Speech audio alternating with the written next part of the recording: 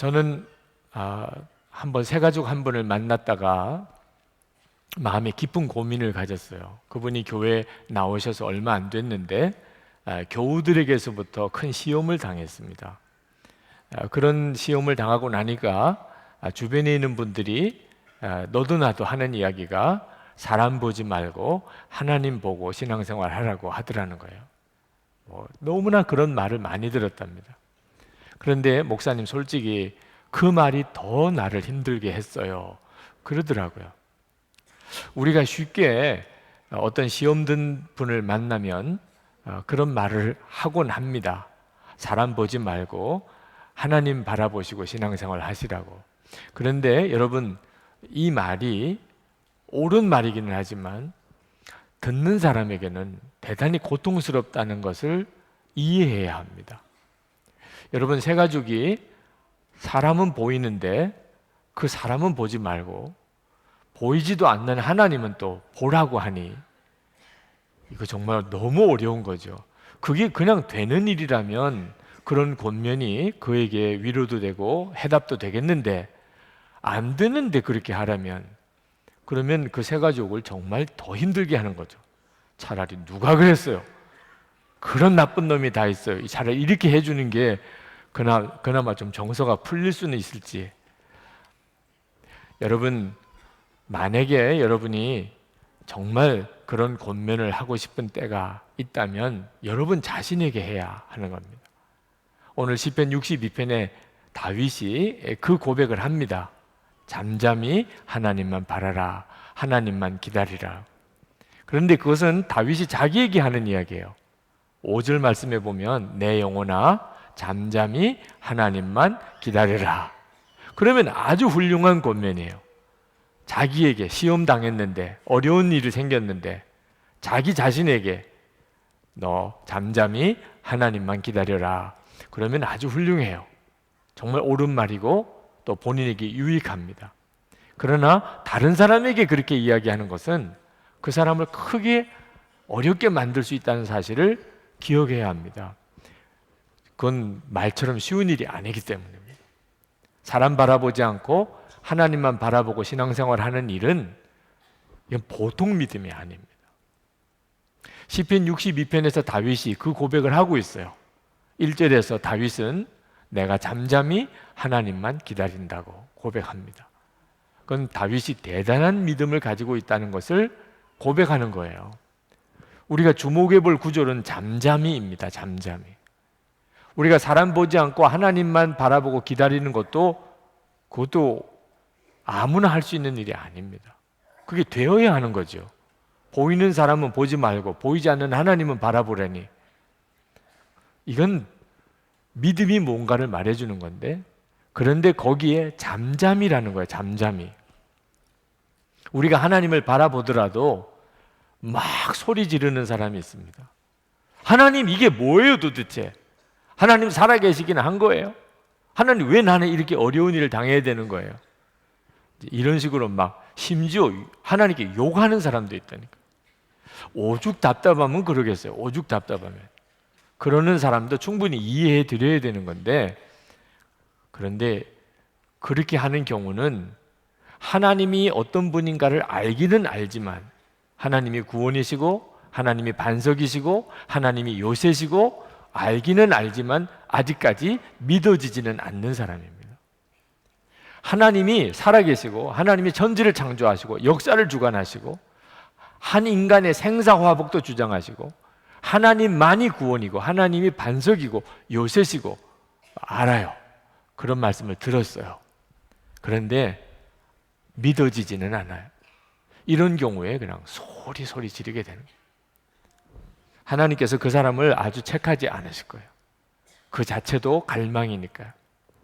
그러나 아직 하나님이 정말 그런 하나님이라고 믿어지는 게 아니라는 것만큼은 분명합니다. 다윗이 잠잠히 하나님만 기다린다고 해서 하나님이 믿어지면, 하나님은 반석이고 하나님이 요새시고 하나님이 구원이라고 하는 것을 아는 것뿐만 아니고 믿어졌어요. 그러면 갑자기 내 마음이 요동하는 것이 다 가라앉고 분노도 다 가라앉고 그리고 잠잠해집니다. 하나님을 기다리는 일이 어렵지 않아요. 다윗이 하나님을 정말 믿은 사람이구나 하는 것을 이 구절을 통해서 알게 됩니다. 여러분, 우리가 복음에 대해서, 하나님에 대해서, 예수 그리스도에 대해서 아는 것이 믿음이 되는 이 변화가 와야 합니다. 우리가 알고 있는 복음은요, 굉장히 놀라운 복음이에요. 하나님은 살아계시고 하나님이 우리를 사랑하십니다. 독생자를 주시기까지 우리를 사랑하세요. 예수님은 하나님이신데 이 땅에 사람으로 오셔서 그리고 우리 죄를 다 짊어지시고 십자가에서 우리를 대신하여 죽으시고 우리를 모든 죄에서 사하셨습니다. 하나님께서 성령 하나님께서 모든 믿는 성도들 안에, 마음 안에 임하셨어요. 이 세상이 전부가 아니고 하나님의 나라가 있는데 그 하나님의 나라가 곧 이 땅에도 온전히 이루어지게 됩니다. 여러분, 이 하나하나가 다 엄청난 복음입니다. 정말 놀라운 복음이에요. 지난 화요일에 제 아내가 말씀을 보다가 갑자기 너무너무 놀라하면서 여보, 골로새서 말씀에 이런 말씀이 있어요. 자막 띄워주지 말고 제가 그냥 읽어드릴게요. 그래야 이 말씀이 실감나게 와 닿으니까. 골로새서 1장 26절 27절입니다. 이 비밀은 만세와 만대로부터 감추어졌던 것인데 이제는 그의 성도들에게 나타났고 하나님이 그들로 하여금 이 비밀의 영광이 이방인 가운데 얼마나 풍성한지를 알게 하려 하심이라. 막 궁금해지지요? 도대체 뭘 말씀하시려는? 이 비밀은 너희 안에 계신 그리스도시니 곧 영광의 소망이니라. 여러분, 예수 그리스도가 우리 안에 계신 이것이 바로 사도 바울이 그토록 이방인들에게 전하려고 했던 복음의 비밀이고 영광이었어요. 우리 모두에게 다 이루어진 일입니다. 우리 안에 예수 그리스도께서 와 계세요. 그런데 이것을 알고만 있고 실제로 믿지 않으면 그러면 이 복음이 우리의 삶에 그렇게 큰 능력이 안 됩니다. 예수님이 내 마음에 계신 거 다 알아도 실제로 가정생활, 직장생활, 여러분 다니는 학교, 우리가 부딪히는 사회의 문제들 풀어낼 능력이 우리에게 없어요. 이 엄청난 복음을 알고 있는데도 이유는 아는 거지 믿는 게 아니니까 그런 거예요. 믿어지기 시작하면 그때부터는 이건 엄청난 역사가 일어나요. 하나님이 우리를 사랑하세요. 독생자를 주시기까지 사랑하셨어요. 이게 믿어지면 그러면 두려운 일이 없어집니다. 하나님이 나를 사랑하시는데 독생자보다 날 더 사랑하시는, 염려할 게 없어요. 항상 기뻐요. 모든 게 감사해요. 하나님 나 사랑하시는 게 믿어지면. 예수님이 나를 위해서 십자가에 죽으셔서 내 죄를 사하셨어요. 그래서 내가 지옥 갈 자인데 천국 가게 됐어요. 이게 믿어지면 용서 못할 사람이 없어요. 원수를 사랑하는 게 불가능하지 않아요. 성령 하나님께서 내 마음에 오셨어요. 이게 믿어지는 사람은 은밀한 죄는 끝났어요. 하나님이 지금 내 마음에 와 계신데 생각으로도 죄 짓는 일이 어려워요. 여러분, 이 세상이 전부가 아니고 하나님의 나라가 있어요. 그 하나님의 나라가 이제 곧 이 땅에 이루어져요. 이게 믿어지는 사람은 고난이 절대로 두렵지 않아요. 여러분, 군인이 전쟁터에 나가는 게 두려워서야 어떻게 군인일을 할 수 있겠어요? 그도 사람이니까 전쟁터에 나가는 일이 힘들지요. 그러나 사실 당연한 일인 거죠. 우리 그리스도인들도 똑같다니까요. 우리는 하나님의 나라의 군사들입니다. 그러니 하나님의 나라의 군사로서 이 세상 살아가는 동안에 어려운 일을 만났어요. 당연한 일이죠. 고난이 우리 그리스도인들에게는 당연한 일인 거예요. 편안하면 오히려 이상한 거죠. 여러분 한번 생각해 보십시오. 두려운 게 없어요. 염려가 없어요. 모든 게 기뻐요. 항상 감사해요. 은밀한 죄가 끝났어요. 용서 못할 사람이 없어요. 원수도 사랑해요. 고난이 오히려 축복이라고 여겨져요.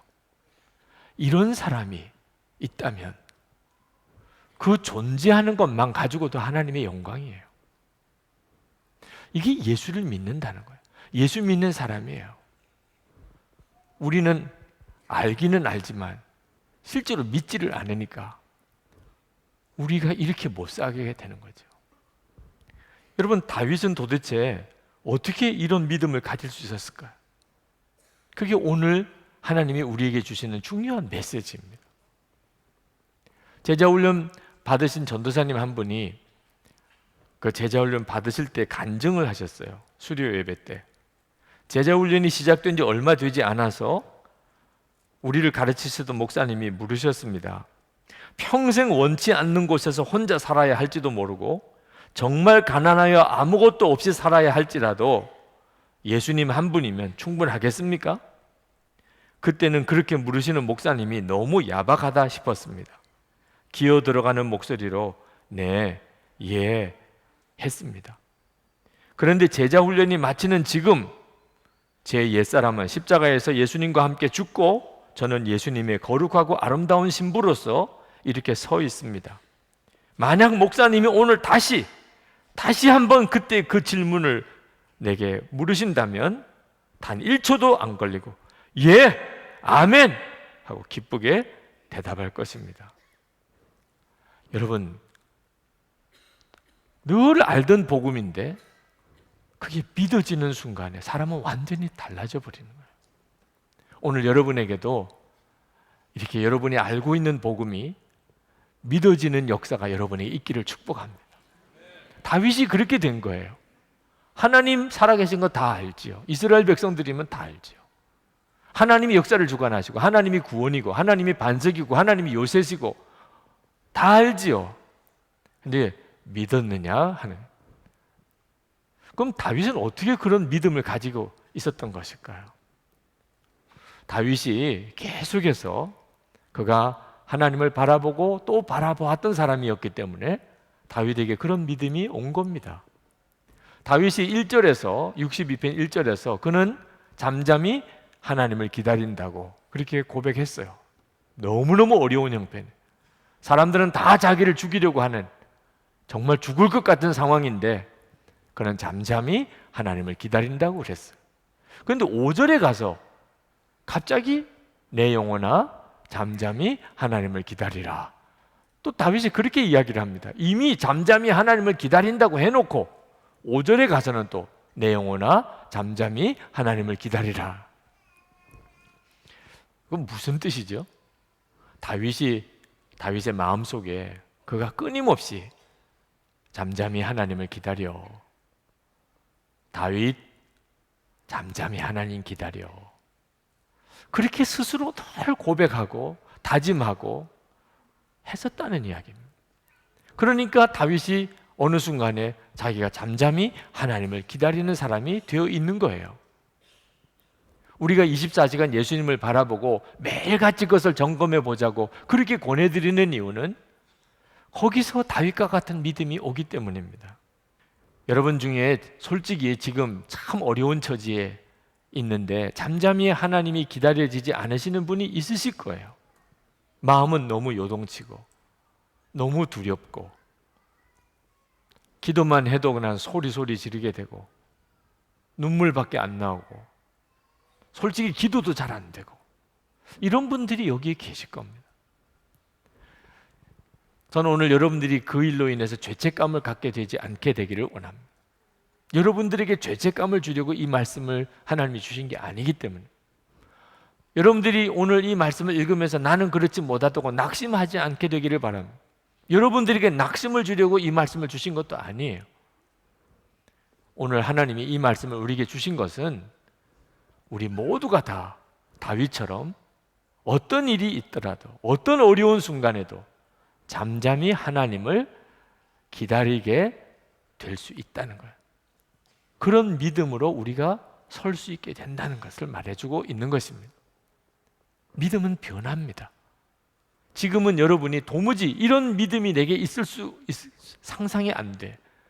내가 이렇게 하나님을 믿을 수 있을 거라고 나는 믿어지지 않아. 그래도 여러분은 변합니다.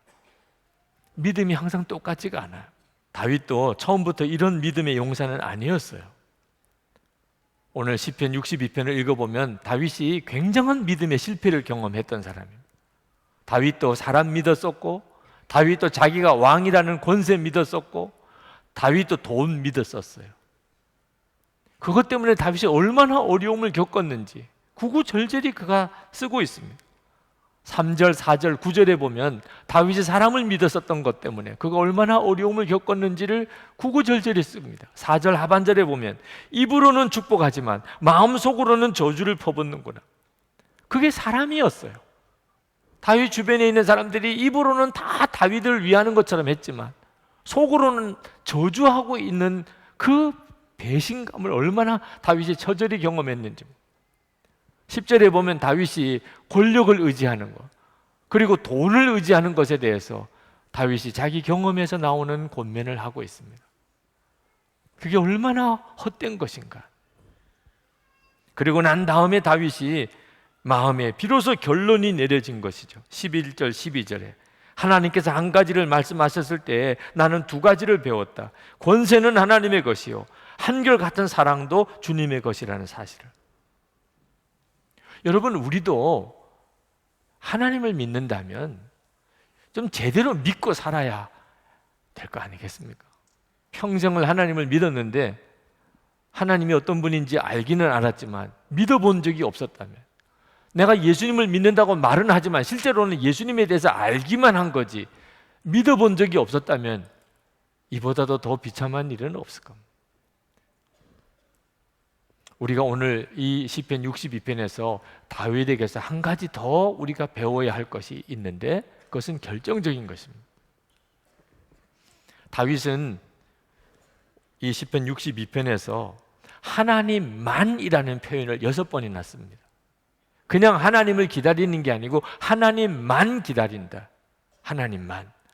5절에 보면 오직이라는 표현을 썼는데 원어에 보면 이 오직이라는 표현을 실제로는 6번 쓰고 있어요. 그러니까 다윗이 이 시편 62편에서 어떤 분위기로 이야기를 했냐면 나는 오직 하나님만 믿어요. 나는 오직 하나님만 기다리는 거예요. 하나님만 기다린다고. 오직 하나님만. 네, 그런 식의 분위기죠. 여러분, 다윗이 이렇게 이야기하는 것은 우리가 좀 깊이 생각해 봐야 될 문제를 던져줍니다. 그것은 무엇이 아니라는 뜻이죠. 다윗이 문제가 해결되기를 기다린 게 아니었다는 거예요. 지금 자기가 겪고 있는 어려움이 지나가기를 그가 기다렸던 게 아니었다는 거예요. 그가 기다린 거는 하나님만, 그가 바랐던 거는 하나님만. 자기가 소원하는 게 해결되고, 자기가 어려움 겪는 게 이게 다 해결되고, 자기가 꿈꾸던 게 다 이루어지고, 하나님이 좀 도와주셔서, 하나님이 좀 역사해 주셔서, 그게 아니었다는 거예요. 다윗에게 있어서는. 다윗이 원했던 것은 오직 하나님만이었어요. 이것이 바로 다윗의 믿음의 비밀이었습니다. 우리 모두에게 지금 주시는 하나님의 도전입니다. 문제가 해결되기를, 이 어려움이 지나가기를, 내가 원하는 게 해결되기를 주여 좀 제발 도와주세요. 그게 아니었어요. 다윗은 하나님, 그분을 원했고 그분을 기다렸어요. 선한목자교회 와서 사역하고 싶어서 간절히 원했던 전도사님이 한 분 계셨어요. 그분이 제자 훈련을 받았습니다. 그리고는 마음이 바뀌었다고 그랬습니다.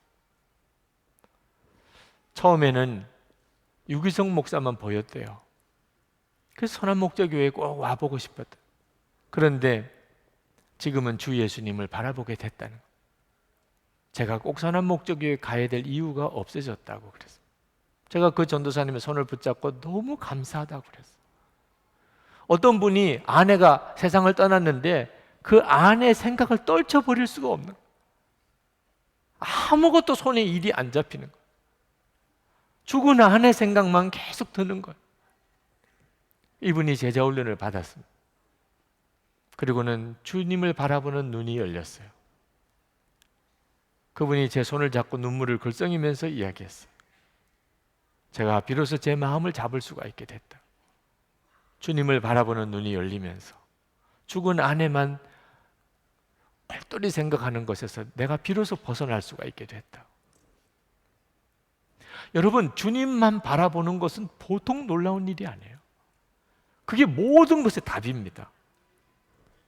그래서 우리가 주님만 바라보는 훈련, 24시간 예수님을 바라보자고 하는 거예요. 여러분, 이 말씀을 들으면 화나시는 분이 있으실 거예요. 언제까지 예수님만 바라보라는 거예요? 목사님, 지금 내 형편은 그렇게 한가한 형편이 아닙니다. 지금 당장 죽게 생겼다니. 지금 주 예수님만 바라보는 이런 한가한 이야기를 들을 시간이 없습니다. 아마 그런 분이 이 자리에도 계실 겁니다. 어느 목사님도 그런 분이 계셨어요.